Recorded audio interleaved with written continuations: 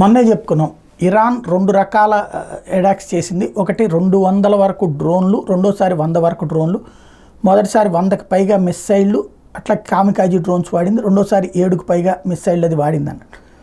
అయితే 99% ధ్వంసం చేశామని ఇజ్రాయెల్ పడింది. మరి మిగతా 1% ఏమైందంటే మొదట ఒక చిన్న బిడ్డకి మాత్రమే నష్టం అన్నటువంటిది భావించారు. కానీ ఇప్పుడు తాజా అంచనాలు కొంత తేడా వస్తున్నాయి. ఇజ్రాయెలే ఒప్పుకుంటోంది. ఏదైతే లెఫ్టినెంట్ జనరల్ హెర్జీ హలేవి తాజాగా మాట్లాడుతూ నెవిటమ్ ఎయిర్ బేస్ ఏదైతే ఉందో, ఇజ్రాయెల్లో ఉన్నటువంటి 3 ప్రాంతాల్లో నేవీ బేసెస్ ఉన్నాయి. అందులో నెవిటమ్ బేస్ మీదన స్వల్పంగా దాడి జరిగింది.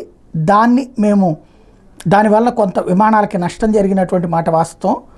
అయితే దాన్ని వెంటనే మేము కంట్రోల్ చేసాం. We will do what ever is necessary to protect the state of Israel and we will do it at the opportunity and the time we will choose. ఇది ఇప్పుడు మేము సమయం సందర్భాన్ని చూసి దెబ్బ కొడతాం అని చెప్తూ, మా బేస్ మీద దాడి జరిగింది కాబట్టి, అంటే ఏకంగా మా మేము కొట్టింది ఇజ్రాయెల్ కొట్టిందేమో డమస్కస్లో ఉన్నటువంటి రాయబార కార్యాలయం మీద, కానీ వీళ్ళు ఏకంగా ఎయిర్ బేస్ మీద దాడి అంటే యుద్ధం చేసినట్టే.